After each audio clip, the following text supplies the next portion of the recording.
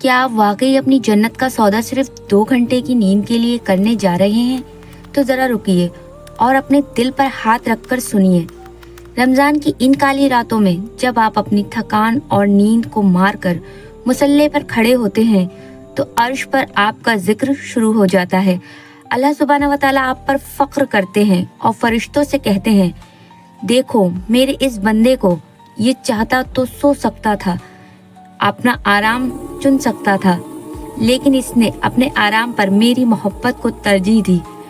قسم سے آپ تراویح کا وہ ایک سجدہ جسے معمولی سمجھ رہے ہیں، وہ جنت میں آپ کے نام سرخ یاقوت ایک بہت ہی خوبصورت پتھروں کا ایسا محل کھڑا کر رہا ہے جس کے نیچے سے ندیاں بہہ رہی ہوں گی اور جس کی شان اور شوکت بہت عظیم ہوگی، ایسی کہ جس کا تصور بھی ہم انسانوں کے بس کی بات نہیں، اور اس محل کے دروازے صرف آپ کے استقبال کے لیے کھلیں گے۔ پھر کیا آپ اتنے بدنصیب بننا چاہتے ہیں کہ فرشتے آپ کے نام کا محل تیار کریں اور آپ بستر پر لیٹ کر اسے ٹھکرا دیں؟ امام غزالی نے کتنی خوبصورت بات کہی تھی، دنیا کی لذت ختم ہو جائے گی لیکن اس کی محنت کا ثواب باقی رہے گا۔ یہ تھکان تو سحری کے وقت تک اتر جائے گی لیکن جنت کا وہ عالیشان محل ہمیشہ کے لیے آپ کا ہو جائے گا۔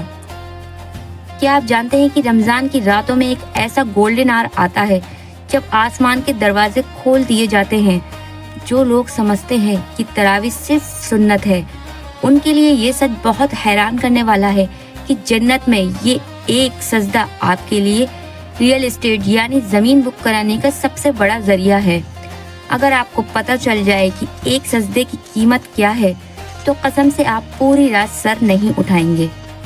اللہ کے رسول محمد مصطفیٰ صلی اللہ علیہ وسلم نے فرمایا، جس نے ایمان اور ثواب کی نیت سے رمضان کی راتوں میں قیام کیا، اس کے پچھلے تمام گناہ معاف کر دیے جاتے ہیں۔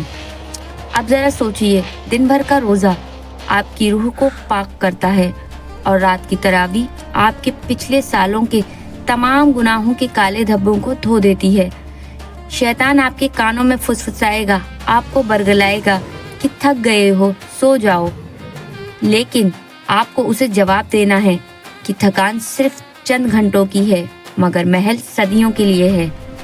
حدیث کے مفہوم کے مطابق تراویح کے ہر سجدے پر اللہ سبحانہ و تعالیٰ بے شمار نیکیاں لکھتا ہے، لیکن جو سب سے حیران کرنے والی بات ہے وہ یہ ہے کہ جنت میں آپ کے نام اعمال میں ایک ایسا درخت لگایا جائے گا جو اتنا عظیم ہوگا کہ اگر کوئی تیز رفتار کے گھوڑے پر بیٹھ کر 100 سال تک بھی سفر کرتا رہے تب بھی اس کا سایہ ختم نہیں ہوگا۔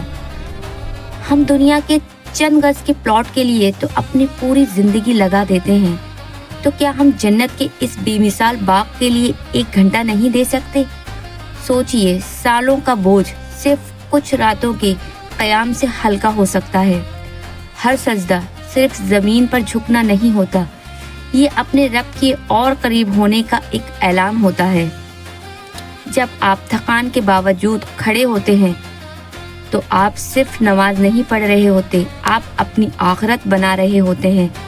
مشہور اسکالر حسن البصری کہا کرتے تھے، مومن کی اصلی رات وہی ہے جو اس نے اپنے رب کے سامنے کھڑے ہو کر گزاری۔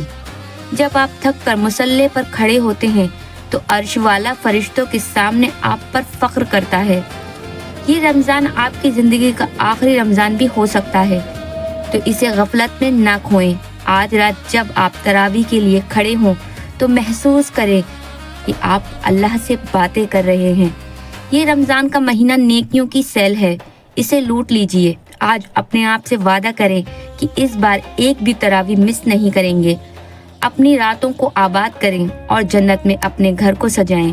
اگر آپ چاہتے ہیں کہ اللہ سبحانہ و تعالیٰ اس سال آپ کی مغفرت فرمائے تو کمنٹ میں آمین لکھیں اور اس ویڈیو کو ان دوستوں کو بھیجیں جو تھکان کی وجہ سے تراویح چھوڑ دیتے ہیں۔ شاید آپ کا ایک شیئر کسی کی جنت پکی کر دے۔ ملتے ہیں اگلے ایپیسوڈ میں، جب تک کے لیے جزاک اللہ خیر۔